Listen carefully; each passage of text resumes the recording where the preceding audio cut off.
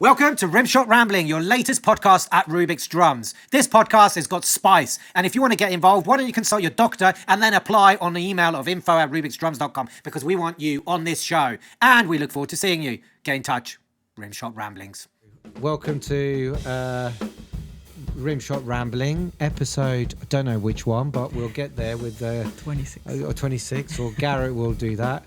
And today we've got a special guest, and one of my good friends as well, and an amazing drummer, and a very inspirational person as well. And I think it's important that we get Migdalia here. And how long have you been in the UK now?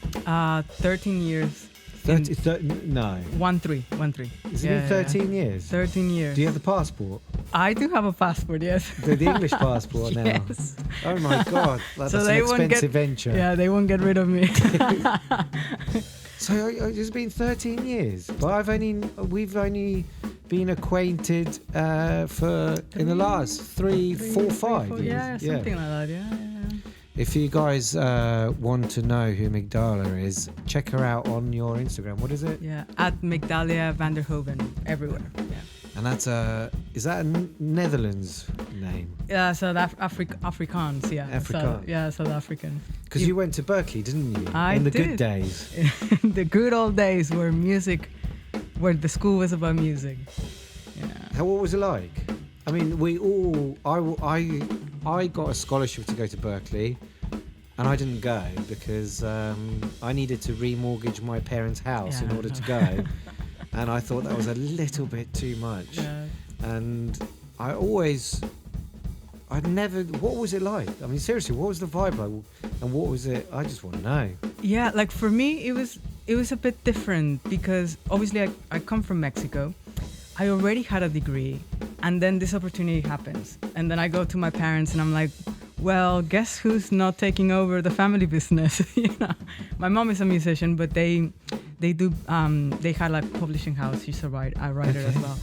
And they're like, what? And I'm like, well, I got accepted into Berkeley, and I think if I don't do it now, then I'm never gonna do it. And because she's a musician and my brother is also a musician and he went to study in the States, they sort of were in this uncomfortable position that they couldn't say no. Okay. Because they did say yes to my brother. So they supported me, and it was crazy. But I went there as a sort of a more mature, even though I was like 22, 23, because I already sort of studied a degree in business. So I knew that this was costing quite a bit. I did get a scholarship, but not full ride. So it wasn't like, oh, can you pay for it? Like, they already paid for something, and they were sort of expecting me to follow that. So my approach was to go like full on, be a nerd, study, get everything out of it, like try to work different things. But then I did see a lot of kids that were like freshers, and they were like, let's party, let's drink. And I'm like, what are you doing? You should be practicing. So I didn't go wild as in let's just have like what do they call it, like room sessions and stuff like that. I'm like, no, I need to learn about harmony and stuff. So I regret that side of like not jamming enough and things like that, and focusing more of my weakness, which was like theory and all of that. But then again, like I think back and I don't regret a thing, because it was. What's Boston like then? What was it like then back then? Cold. Well, was it? Compared to Mexico? Yeah. It's an amazing city. Like, it's a student city. The vibe is glorious. The music scene is amazing. You have jam sessions, lots of jam sessions. Lots of them. And you get like all these artists just coming, like either for the New England Conservatory or Berkeley or, even Harvard or whatever. And you just see them on the street. Like, I met like, for instance, Juan Luis Guerra. He's like a Dominican, like massive salsa and merengue and like all of that. And he just walks down the street like John Mayer, like people like that they just go in because they're so familiar. Antonio Sanchez, El Negro Hernandez as well. Yeah. Like, they're just like drinking coffee out there. That's what he calls himself. He's crazy. He's a good friend. Yeah, no, he's lovely. And never drink with him because he will drink you under the table. He's Cuban, I mean. So, it's so normal just to see that happening in Boston. But then again, it's not New York. and people usually move out. Like, you know, you don't see Well, people. New York is 2 hours away, isn't it? It is, yeah. And there's very cheap buses that take you. Were you on the bus every night going to Village Vanguard and all that? No, I did go a few times. So for some reason I ended up in Broadway, like watching musicals and stuff. I did go to Smalls. But like it's so convenient, even though they're bigger cities, like compared to Europe. I think Boston is a combination of America and Europe, and they do, like, you walk a lot, which, for instance, you don't do in Texas. You have like all these links, you know, is that vibe, but then you go to the store and then you get like a 3-liter like Diet Coke or something for $1, and I'm like, yes, you know. But especially as a student. But so you got a lot to thank for the Boston life, for being who you are today, then. Absolutely. Like, I do feel that there was a lot of support and there was a lot of trust, you know, because when I auditioned for Berkeley, like, my intention was not becoming a musician, you know, like. Sorry to interrupt you. You know, when you auditioned, did you have to play 7 Steps to Heaven? No. No. Okay. No. I did. That's amazing. Tony Williams version. Oh. Not the Steve Gadd. Or did I do the Steve Gadd version? I don't know. I think nowadays the audition process is like you prepare your own piece and then they do this thing on the piano where like they play. Isn't it how many followers you have on Instagram? Isn't that the new audition? Nowadays, that's the. How many yeah, students? I think there's 10,000 students at Berkeley School of Music now. Is it? Yeah, and then did you have to buy your own bed sheets? Because they apparently, this is rumor, and let's go controversial. Apparently, you have to buy your own bed sheets that is only fits the size of beds in those dorms, right. And they're $400. That's insane, but doesn't surprise me at all. Is it for the new building that? I don't know. I think so, because have you been to Boston? No, I haven't been to Boston. It's too cold. I love so cold. they say. Yeah. So they tore down like a block of buildings and built this majestic, like, I don't know how many stories, like, building with like lots of accommodation, because student mecca. That's it. Yeah. And it's all like state of the art. But when I was there, like, things were falling apart, like, you know, except for the practice rooms, which were really amazing. Like the school itself, you know, which is divided like across sort of like town center. It was old, you know, but the thing I loved is that every room had their piano, they had their speakers, like everything was so equipped that, you know, sometimes you rock up. I had this teacher that every time he was playing a Yellow Jackets tune, and you would come in and like, what is that tune name? And I'm like, I have no idea. You like, you know, but yeah, the what you were asking me for, like the vibe and stuff when I went, when not everything was about money or followers or how famous you are, or it was about whatever. music. Exactly, like community. You had that one-on-one thing, that you had that feeling that you were in a music school, not in a sort of concert hall or like a technology thing. That's it. we can say those kind of things here, but it's was Gary Chaffee still there when you were there? No, I don't think so. No. Gary, if you guys know Gary Chaffee, he's an inspiration. And then now you're here. How does it compare to London? Well, I think I prefer it here. Uh-huh. You know, there's no guns. True. Yeah, exactly. Yeah, there's no guns. That's the reason. Of guns. Yeah, the thing is that over there, like, you cannot stay. So, for instance, as a student, I already knew that it was going to be like a very difficult process. Not that it's not difficult here, but even if I had to stay, like the opportunities, you know, they're already so like given to certain people that have been there for ages. So like, you know, you will have to move to another state or whatever, like, which here in London, it's always like there's a, even though it's a small network, there's always opportunities opening up, you know, like cycle.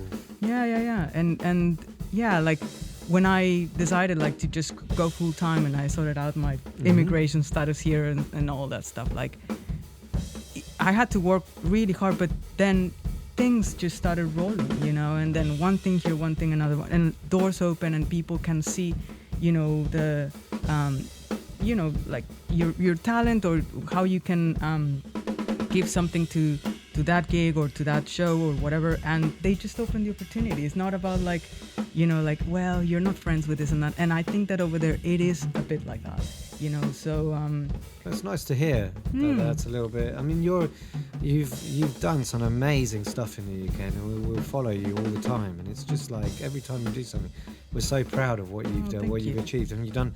I mean, one thing though is like I do want to ask, what is it like to play in the Royal Albert Hall? No, man. I mean, that must be something. That's a dream for everyone. I think so. Like, how was that? What when you sit there and you're in the chair and you're like going? First off, like, you cannot just. You must kiss the ground first. Yeah. You know. Like, it's just so majestic that every time you look like that, it's like, am I here? Like, is it really happening? But then, you know, like, you just are in awe of like the building and like. For instance, in my case, like we first usually have a full rehearsal before that, so it's quite like, you know, you hit it and you're like, you know, oh, amazing, it feels so powerful. But then the people are in and stuff, and I remember the first time I did it, and it was just like I hit the drums and I'm like, this is it, man. Like, you know, I was so like, I want to cry right now. I was so happy to be there, you know. I'm like, out of some Mexican, you know, out of all these people, I'm sure like my family and myself, we were the only Mexicans in that place. It's just one chair and I have it, and I can like play one of the loudest instruments and I can hear it, you know, and I just went for it, and I was like, this is it, this is euphoria. This is the day. And I remember just going so smoothly, you know, that for instance, even in shows that I do, even if I play it like so constantly, like there you feel that stress sometimes that I'm like, oh, I'm not gonna play this or but both times or 3 times that I've done it, it just flows, you know, like it's so inspiring, it just flows, and I don't remember anything being like, oh, I was so scared. And how long does that euphoria last? No, I mean I kept posting like like years later, you know, like that last one we did with Yolanda Brown. Yeah. It was incredible. Like, there was this section. She's a force, isn't she? She's amazing. She's got some energy. She came like, yeah, and she like, I remember she was wearing like this green sequins thing, and I just saw her like coming in like just blasting, and I'm like, absolutely yes. And I remember there was this song that sort of had a break for like, you know, sort of, it said percussion break, but it wasn't sort of given to anyone in particular. It was just like keeping the groove. But I remember that last one, that everything was just so like on top, that the percussion group break came in, and I'm like, this is my moment, man. I apologize for nothing. So Phil Collins. Exactly. I started playing the solo of my life, honestly. That, you know, I had the bass player and the guitarist, and I finished, and they just looked at me, and I'm like, it had to be done, you know, and I regret nothing, and it was amazing. Yeah. No, this is why we play drums, isn't it? For these kind of, I mean, this is what, I mean, it is quite spiritual, to be honest. Yeah. And a lot of emotions, I bet, come out when you do that, and that's why we play, isn't it? Yeah, and it's that gratefulness of like, I get to do this, you know, I get to enjoy it, and also other people enjoy, you know, the music, like, 'cause obviously it's people are paying a ticket, like people are, you know, listening to what you're doing, and it's that moment, at least for me, that is just sharing. Like, it doesn't matter, like, you know, if I play this different or whatever, it's just that in the whole euphoria, like you said, like you do things that you've never done before, you know. And I believe that these kind of moments is these are the similar moments that maybe like Miles Davis, the greats had when they were, but they've had it, you know, when you get into that euphoria, and we talked about this before, but when you get into this euphoria, that's where I always like to look at those moments, and as you said, you go to the edge Yeah. because that's where you are in touch with your own soul, really. And it's those things that you remember half of the gig, like Just it's like the cruise. You only remember a split second of the travel. Yeah, exactly. Yeah. And it goes past like crazy. And what are you doing this year then? I'm actually, I'm very, very happy that I'm starting a show at the Royal Shakespeare Company. Oh wow. Yeah, next week. Oh, So it's a play, and it's a bit of like, they describe it as rock, electronic, gritty, something with groove, which is, you know. What's the production? Are you it's- not allowed to say? No, yeah. It's Edward II. Okay. Yeah. So. Wow. So it's a remake of Edward the Yeah. Shakespeare. Oh wow. Yeah. So. And where is it being? Is it Barbican or? No, it's in Stratford upon Avon, so it's Oh, properly up yeah, there. proper RZ, yeah. So So you're moving to Stratford on Avon for 2-3 months. yeah. I'll be back and forth because, you know, kids and family. Yeah. How do you do it? I mean, Well, National Express, man. I mean, and kids as well. I mean, I've got 2 kids, and it's not easy, is it? yeah. It usually helps when the show is family friendly, to be honest, because, you know, I bring them quite a lot, and, you know, they can hang out or watch the show a few times. They're in that age that they can watch things like a million times, and they want you to watch them watch that with them. But for this one it won't work. Like there's definitely no way they can come in. But like they usually come and stay a few days, or I come back. Mm-hmm. I think that one thing that theater does really well is for musicians is the fact that you can dip out shows, so you can offer work to and opportunities for other people while you spend time. So they're quite flexible in that. So yeah, I'll mix and match. So yeah, that's pretty much the next thing. That's amazing. That's amazing. Congratulations. Thank you. I'm very excited. We'll see how it goes. Yeah. Oh, brilliant. I mean, please follow Migdalia, and then there's loads of good things coming with her playing and everything. And please reach out to her because she's got such wealth of knowledge, and I think her energy is inspirational.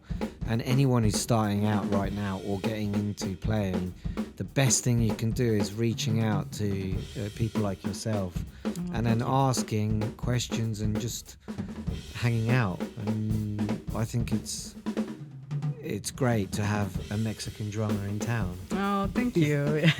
Despite the tariffs that Trump is imposing on a. Oh man. Does that mean you can charge more? Yeah, that means like the stuff that they So import. if you have an American employee, you can charge your tariffs back on top. You should charge 15% more on your invoices. I'll do that. No, the thing is that, for instance, I think it got delayed now, so at least Americans are gonna have like guacamole for the Super Bowl. Otherwise, it's gonna be very expensive because we have the best avocados and they don't, so they bring them from Mexico. But what it means is that if they bring them now with the tariffs, it's gonna cost like 25% more, which is bad for Americans because they won't have. They won't have something with their tacos. Exactly. I mean, with their chips, you know, and the Super Bowl. Oh no, that's Nuts. such a tragedy. Well, let's not get into politics. Honestly. But thank you all for watching this, and thank you for being our guest this week. Thank you for having And me. it's been a delight, and hope to see you soon again. Yeah, also follow Rubix Drums. Like, this place is paradise. Like, when they ask me, what do you think about Berkeley? You know, like, it's paradise for musicians, but I do feel that this is paradise for Thank you drummers for as that. well. Best. We wouldn't be able to do it without people like yourself, because this is a community place. But do come down and visit us at Rubix and stay in touch, and then we'll see you on the next one.